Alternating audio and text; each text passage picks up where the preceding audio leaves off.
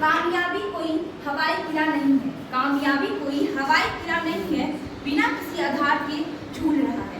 ये transfer of energy है, ये ट्रांसफर ऑफ एनर्जी है या वो बिजली का करंट है जिसे किसी न किसी बॉल सॉकेट की जरूरत होती है। तार हवा में लहराने से बिजली नहीं आती, तार हवा में लहराने से बिजली नहीं आती, किसी इलेक्ट्रिक सोर्स से जुड़ के ही वह जीवित रहता है। मैं और आप सिर्फ एक तांबे का तार है जो रद्दी में बिक जाएंगे अगर हमने अपना करंट नहीं ढूंढा तो। Respected honor our chief guest, respected guests, Department of Education faculty, respected professor, respected our senior MA and my dear friends, batchmen, a warm greeting to everyone. This is Deepsika, B.Ed first year, roll number 92. I welcome you all to the speech ceremony of the today. It gives me a pleasure to stand here today in the front of you all.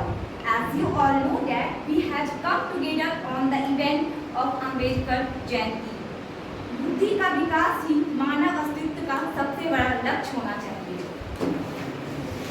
Ambedkar Jayanti is observed on 14 April indeed as the auspicious day for all the Indians as on the day Sri Bhimrao Ramji Ambedkar was born. He actively worked for delights as well as the work of marginalized section of our society, fought for the rights, and he was the political leader, jurist, anthropologist, teacher, economist, analyst. History goes on. Since this day was a great important in the Indian history.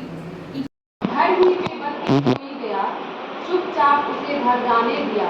पर हेतु जलता रहा मैं निशा भर, पर हेतु जलता रहा मैं निशा भर, मृत्यु का भय जाने दिया।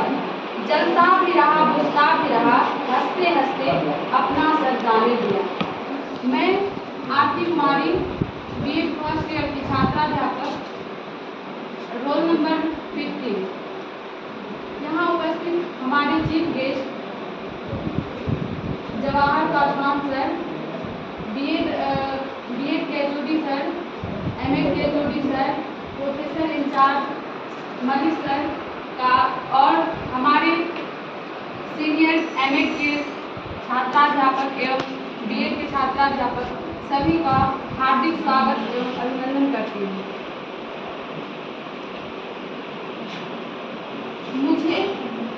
मैं कुछ लाइन से बाबा साहब के बारे में बोलना चाहूँगी। मुझे वह धर्म पसंद है जो स्वतंत्रता, समानता और बंधुत्व सिखाता है। शिक्षित बनो, संगठित रहो, संघर्ष करो। ये उनकी बहुत ही फेमस लाइन है। जिसे 9 भाषाओं का ज्ञान था, जिसके पास 32 डिग्रियाँ थी, विदेश में अर्थशास्त्र से PhD करने वाले जो पहले भारतीय थे और अपनी प्रतिभा और अपने आत्मबल के दम पर जिन्होंने अपना मार्ग स्वयं तय किया, अपने भाग्य को स्वयं रचा, ऐसे महान व्यक्तित्व डॉक्टर बाबा साहब भीमराव अम्बेडकर की कल जयंती है। लेकिन हम लोग उनकी पूर्व संध्या में मना रहे हैं क्योंकि उस दिन अवकाश घोषित किया जाता है। मैं उनका नमन करती हूँ, अभिनंदन करती हूँ। एक महिला होने के नाते मेरी डॉक्टर बाबा साहब भीमराव अम्बेडकर के प्रति कृतज्ञता और भी बढ़ जाती है, क्योंकि उस समय जब समाज में महिलाओं को अधिकार नहीं थे, उस समय जब महिलाओं में शिक्षा नहीं दी जाती थी महिलाओं को, उस समय जब समाज में महिलाओं को पुरुषों से कम आंका जाता था, महिलाओं को घर से बाहर कदम रखने की आज़ादी नहीं थी, महिलाओं को उस समय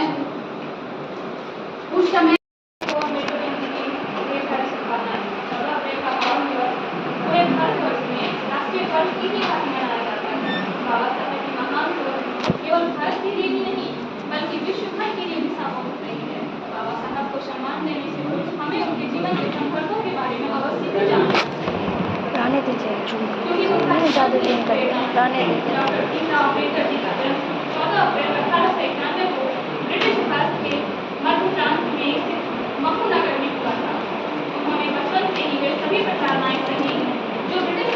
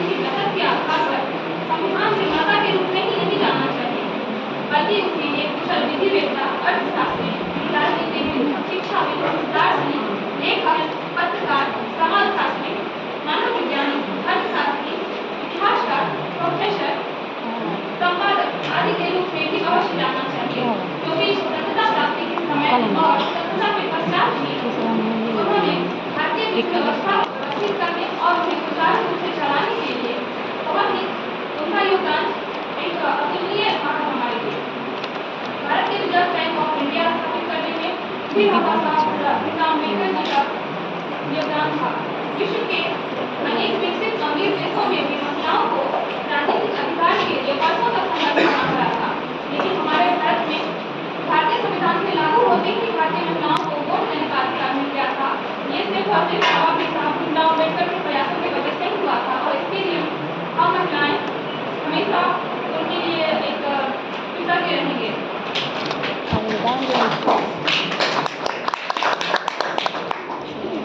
उन्होंने दलित विरोध आंदोलन को प्रेरित किया, अछूतों दलितों के सामाजिक भेदभाव के विरुद्ध अभियान चलाया था, श्रमिकों, किसानों और महिलाओं के अधिकार की भी बात की थी। डॉक्टर भीमराव अम्बेडकर जी ने बाबा साहब ने अपने संघर्षों और कर्मों के द्वारा समाज में चल रहे रूढ़िवादी अवधारणाओं को गलत साबित करके रख दिया था।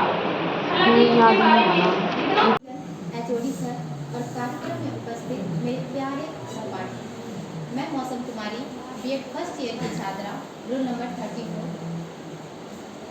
आप सभी का अभिनंदन करती हूँ, स्वागत करती हूँ। आज भीमराव अम्बेडकर जयंती के शुभ अवसर पर हम आप सभी यहाँ एकत्रित हुए हैं। ऐसे में मैं आपके सामने डॉक्टर भीमराव अम्बेडकर के जीवन पर सब कहना चाहूँगी। आज का दिन है बड़ा महान, आज का दिन है बड़ा महान, बनकर सूरज चमका एक इंसान, कर गए सबके भले ऐसा काम, बना गए हमारे देश का संविधान, बना गए हमारे देश का संविधान। बाबा साहब भीमराव अम्बेडकर के जन्म में हमारा कोटि कोटि प्रणाम। डॉक्टर भीमराव अम्बेडकर को हम देश के संविधान के पितामह के रूप में याद करते हैं। उनका जन्म 14 अप्रैल 1891 ईस्वी में मध्य प्रदेश के महू नामक गाँव में हुआ था। इनके पिता रामजी मोलाजी थे, जो कि आर्मी में सूबेदार थे। माता इनकी भीमाबाई थी, भीमाबाई सकपाल थी, जो धार्मिक महिला थी। बचपन में इन्होंने जातिवाद का दंश झेला था, जिसका इनके जीवन पर गहरा असर रहा था। इनके बाद इन्होंने जीवन भर जातिवाद से लड़ने और दलितों के उत्थान की बीड़ा उठा लिया था। उनकी प्रारंभिक शिक्षा गांव में तथा उच्च शिक्षा मुंबई में पूरी हुई है तथा ग्रेजुएशन अमेरिका से किया। आगे की पढ़ाई उन्होंने लंदन से किया। उन्होंने कुल 32 डिग्रियां हासिल की तथा 9 भाषा के भी जानकार थे। पुनः वह भारत लौटे। डॉक्टर भीमराव अम्बेडकर को देश के संविधान निर्माण का कार्य सौंपा था, जिसे उन्होंने बखूबी निभाया था। भारत जिसे विशाल और विविधता से भरा देश के लिए संविधान निर्माण एक चुनौती था, जिनके लिए बाबा साहब को ही चुना गया था। साहब ने 3 गोलमेज सम्मेलन में भी भाग लिया था तथा कानून मंत्री भी भारत के बने। भारत सभी लोगों को उनकी आदर्शों का उनके जीवन में उतारना चाहिए। उनकी जयंती के मौके पर मैं यही कहना चाहूँगा कि हम सभी अम्बेडकर के दिखाए गए मार्ग पर चलें, ताकि देश में अशिक्षा, निर्धनता और छुआछूत जैसी समस्या खत्म की जा सके। यही बाबा साहब भीमराव अम्बेडकर की सच्ची श्रद्धांजलि होगी। जय भीम, जय भारत। भारत रत्न भी उन्हें कहा जाता है, हाँ, मतलब डॉक्टर भीमराव अम्बेडकर को। और फिर डॉक्टर भीमराव अम्बेडकर जब लंदन यूनिवर्सिटी से पढ़ कर के आए, तो उसके बाद उन्होंने कम्युनल अवार्ड जो महात्मा गांधी से उनका झगड़ा हुआ था, मतलब जब वो पुनः पैक्ट के वक्त, तो उस वक्त उन्होंने बोला था कि नहीं, कम्युनल अवार्ड की उन्होंने मतलब समर्थन किया था। और महात्मा गांधी चाहते थे कि नहीं, कम्युनल अवार्ड नहीं हो इस तरीके से। और मैं कुछ कहना चाहूँगी उनके बारे में। इंसान का जैसे कि उन्होंने अपने जन्म मतलब मृत्यु के जो लास्ट ईयर था, उस वक्त उन्होंने बौद्ध धर्म अपनाया था। और उनकी ज़िंदगी के तो बहुत सारे किस्से हैं जो मैं 5 मिनट में नहीं कह पाऊँगी, लेकिन जब एक केसु भाई थे जो, और एक उनके मित्र थे, तो एक जो केसु भाई थे उन्होंने ही मतलब कि वो जो होल्कर साहब थे उन्होंने इस बात के लिए प्रेरित किया था कि 4 साल के लिए इन्हें पढ़ने के लिए भेजा जाए अमेरिका, और फिर वहाँ से जब वो आएंगे तब वो उनके लिए ही काम करेंगे। तो फिर जब वो वहाँ से आए और उनके लिए काम किया, उस वक्त भी उनको प्रॉपर मतलब उस वक्त भी जब वो बैठते थे ऑफिस के चेयर पे, तो भी उसकी राशि उन्हें मतलब कि जो फाइल जो है फेंक करके मारा करते थे, उन्हें पानी नहीं दिया करते थे, इस तरीके से बहुत सारा उनको झेलना पड़ा। तो उनकी जिंदगी से हम ये सीखते हैं कि हमें मतलब कि वो फर्श से मतलब अर्थ से फर्श तक मतलब फर्श से अर्थ तक वो पहुँचे। तो हमें भी मतलब पढ़ाई शिक्षा एक बहुत बड़ा टूल का काम करता है। तो हमें शिक्षित होना चाहिए। उनके पास कुछ नहीं था जो अभी हमारे पास बहुत कुछ है, उनके पास कुछ नहीं था, लेकिन वो बहुत बड़े मतलब ज्ञानी थे, ज्ञाता थे, उनका दिमाग बहुत ज़्यादा टैलेंटेड। मैं धन्यवाद देता हूँ कि वो इस कार्यक्रम में बड़े ईमानदारी के साथ अपने कार्य को कर रहे हैं। सभी वक्ताओं ने बोला दलित समाज, दलित उत्थान। मैं एक चीज पूछना चाहता हूँ, नेता किसके थे? बात आती है दलित समाज की। मेरा एक सवाल है आप सबसे, अंबेडकर साहब ने संविधान का निर्माण किया, क्या केवल दलितों के लिए? उन्होंने ह्यूमन राइट्स दिए, क्या केवल दलितों के लिए? अगर सबके लिए उन्होंने ये राइट्स दिए, सभी के लिए संविधान का निर्माण किया, वीमेंस की जब बात आती है तो वीमेन में एक चीज आपको बता दूं, जो आज मैटरनिटी लीव आप पाते हैं, ये भी उन्हीं का दिया हुआ है।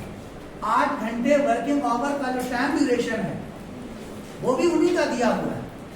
तो आखिर हम उनको दलित नेता कहकर अपमानित क्यों करते हैं?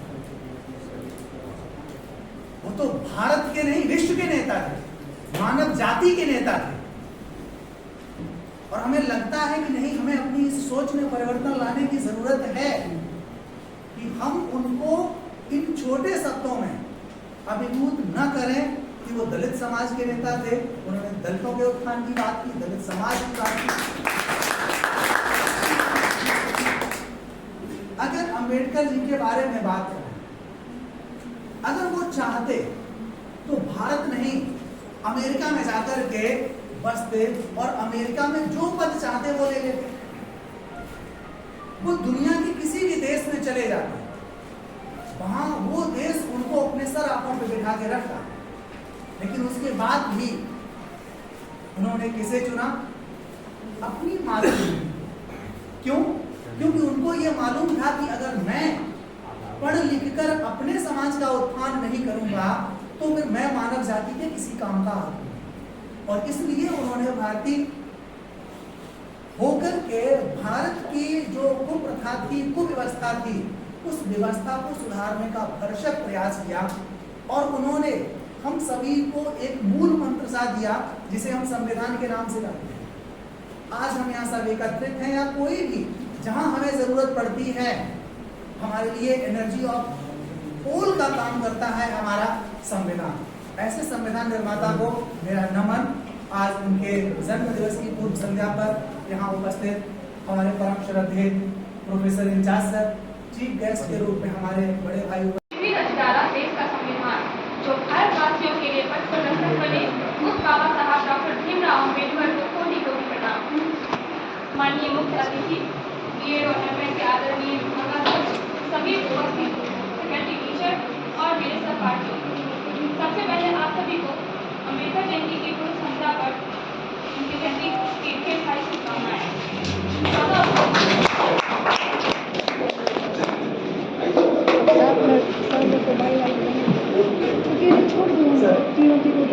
सिखा दी, इसके बाद हमको बुलाना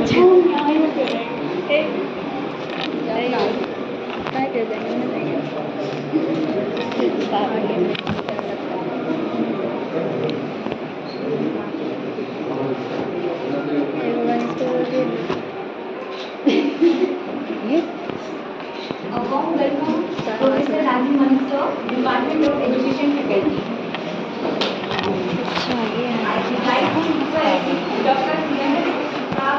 क्या हम लोग महात्मा गांधी के पहले वकील महात्मा गांधी कहते हैं? जवाहरलाल नेहरू के पहले क्या प्रधानमंत्री जवाहरलाल नेहरू कहते हैं? कोई भी महान आदमी, कोई भी, वो अपने बलबूते पर ही आगे बढ़ता है। हमारे नेता अंबेडकर ने यही कहा कि तुमने कुव्वत होगी, और कुव्वत उसी समय आएगी जब आप में शिक्षा होगी। हम लोगों शिक्षित जब तक नहीं बनेंगे तब तक हम लोगों में कोई समानता नहीं आ सकती। हम लोग असमान ही बने रहेंगे, हम लोग अछूती बने रहेंगे, चाहे जिस भी जाति से आते हो, तथाकथित जिस भी जाति से आते हो, हम लोग अछूती ही बने रहेंगे यदि शिक्षा नहीं है। तो बच्चों, आज हम संकल्प लें और कल से ही उस चीज को शुरू करें। पूर्व संध्या पर संकल्प लेते हैं, कल से हम लोग ये चीज नहीं करेंगे। इसी तरह पूर्व संध्या पर हम लोग संकल्प लें कि हम लोग किसी भी गरीब को गरीब नहीं कहेंगे, उसके उत्थान के लिए काम करेंगे। किसी भी असहाय को असहाय नहीं